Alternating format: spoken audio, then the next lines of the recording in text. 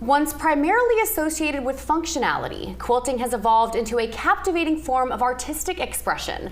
We want to welcome Virginia Theerman, Curator of Historic Textiles for the Charleston Museum, who is here to share more on a new exhibit that showcases the unique and rich tapestry of this fine art form.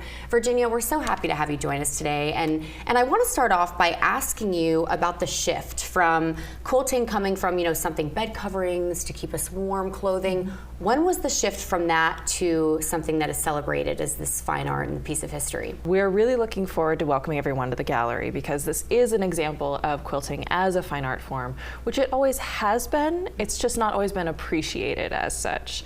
Quilting, obviously relies heavily on traditional patterns, and it kind of has associations with kind of being a very kind of staid and geometric art form.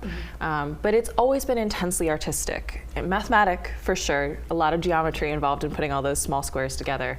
But there's always been an exuberance of artistic expression in quilting, even if it hasn't been always appreciated that way.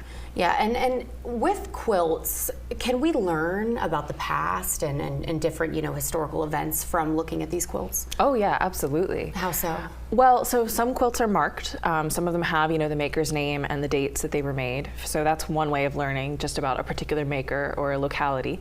But also a lot of quilts include like snippets from what was happening at the time. One of the quilts on view in this exhibit actually has silk ribbons that commemorate Confederate soldiers as well as the rising of the Calhoun Monument in 1887. So there's a lot of local history that can be imbued within that kind of broader story.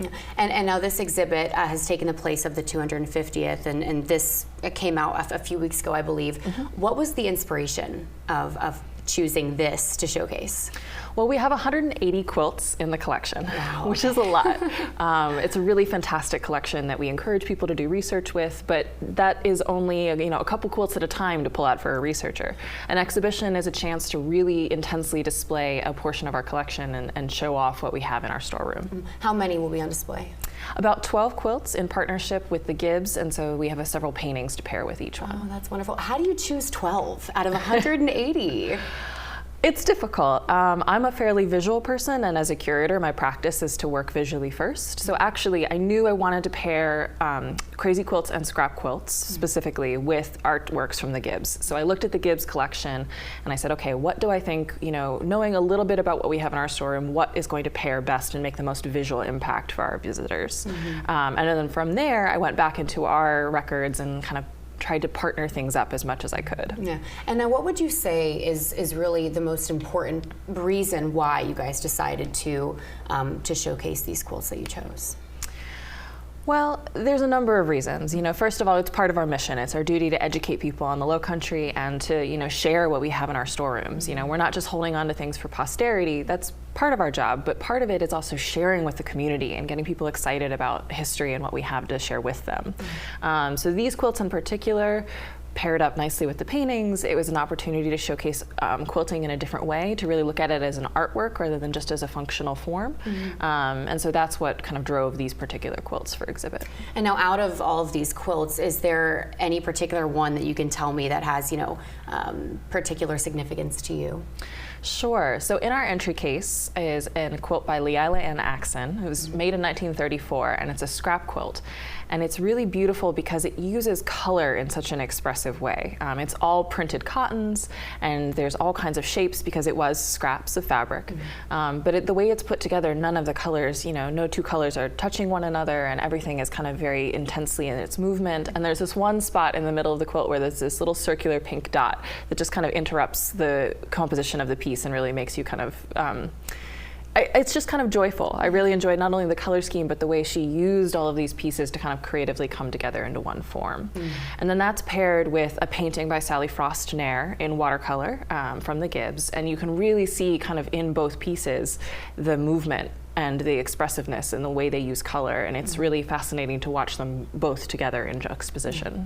And now, so these quilts that are paired with, this artwork from the Gibbs, is there any direct connection between any of this artwork and the quilts themselves? Not directly, you know, I can't point one-to-one and say inspiration is there, but I wonder a lot about how modernist painters from the mid-20th century, you know, grew up with their grandmother's quilts and, you know, may not have consciously thought, oh, I want to create work like that, but looked at it and made it part of their visual vocabulary. That's very fascinating. And now this will be on display until September 15th, correct? And you guys also have some spring lecture series coming up. Can you tell me a little bit about that? Yeah, absolutely. So we have 2 lectures coming up. The first is actually going to be on February 29th. So I'll be in discussion with Cookie Washington, who's a local quilting artist, as well as Adam Eddy, who's an abstract painter. And we'll be talking about kind of the beauty of both mediums and how they work together and how they're very different, as well as kind of their education in their art forms and what they hope to see for the future. And now where can our viewers learn more and purchase tickets for this? Absolutely. So our website, charlestonmuseum.org, as well as you can also find information on our Instagram, which again is at Charleston Museum. And admission as well. You can get that on the website. Absolutely. Admission, information on our lecture series, information about our collections, as well as if you want to do research, that form is available for you to contact our curators. It's a one-stop shop. Absolutely.